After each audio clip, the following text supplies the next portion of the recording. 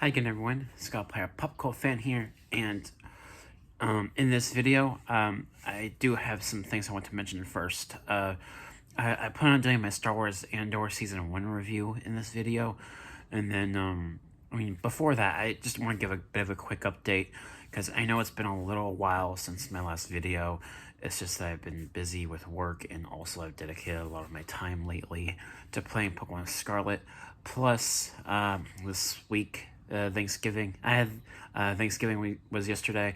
Happy Thanksgiving, by the way. I hope everyone had a great Thanksgiving day yesterday. So, yes, Star Wars Andor. I'm going to give my full review, my thoughts on this first season. And I did enjoy it. Like, I do think that Star Wars Andor has some of the best writing in regards to the story uh, uh, of the last few Star Wars live action shows.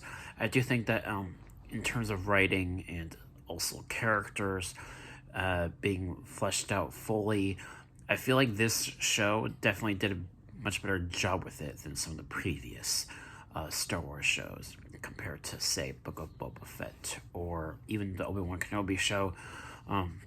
Even though I do love that show, I do think that Star Wars Andor sort of did do quite a few things better in regards to writing and also characters being fleshed out. So yeah, I mean, Cassian Andor, played by Diego Luna, I thought he was great, and I also really liked that they brought in Mon Mothma for this series. She was surprisingly like a series regular almost. She was in almost every episode, and it was really cool to see her. And then also, like, the formation of the rebellion and how that's taking shape as the season progresses. And then also, we get this other aspect of the Empire, and as the season progresses, you get the sense that within this season, they're sort of building the Death Star, actually, because it's a prequel to Rogue One, it's a prequel to the original trilogy, and it's something rather fascinating, especially when Cassian Andor gets arrested and sent to this prison. There's like this whole 3 or 4 episode arc of Cassian Andor in this prison, and everyone is like building these parts, right? And I'm pretty sure all these parts are meant to be for the Death Star. So I thought that whole arc was rather fascinating. Plus, oh my god, they brought in Andy Serkis. Andy Serkis, oh my goodness, he's such an amazing actor.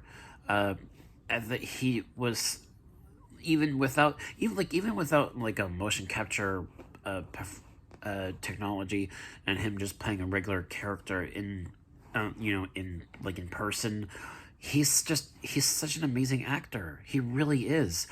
I really feel like his presence and his role in this prison break arc definitely made me a lot more invested with that particular storyline, just because of Andy Serkis, and he's such an amazing actor. I'm glad they brought him into this. And obviously, as we all know, he did also play Supreme Leader Snoke in the Star Wars sequel trilogy. So it's kind of fascinating that they brought him back for this show. And yeah, and overall, like, another thing worth mentioning about this show is that because it's forming the rebellion, we see some familiar faces, not just Mon Mothma, but also Saw Gerrera. And that was rather interesting too, because like every time we saw Gerrera, we could see him starting to lose it a little bit, with kind of becoming more like the version of the character that we saw in Rogue One. I thought that was rather interesting. And also, I mean, I don't think spoilers would matter too much with this show, because it's a prequel to Rogue One, which I'm sure a lot of people have already seen. It's a prequel to the original trilogy, and so I mean, I don't think spoilers would matter too much. I mean, maybe for some people, but I also really liked Stellan Skarsgård as a Lutheran. I thought he was great, and also some of the other characters that, even though they weren't characters that were like previously established, I thought they were pretty good. And also, let's see, if I had to give like any flaws with it, I mean, I there is one like a big flaw that I do have with this series is, and it's that there are quite a few episodes in this season that kind of feel like there's not a lot going on. Like there's like not a lot of action, and a lot of characters just sitting down and talking. I feel like there's a lot of moments like that in this season, and because of that, like it can be actually be a little bit boring to watch. I mean, I don't like saying that about about a TV show, but there are a lot of moments within this season that just kind of were uneventful, I guess. That's like my biggest flaw with this series. I didn't feel that way for Obi-Wan Kenobi, but yeah, that's like my one major flaw with this series. It just didn't. It just felt a little uneventful at times, like not a lot going on.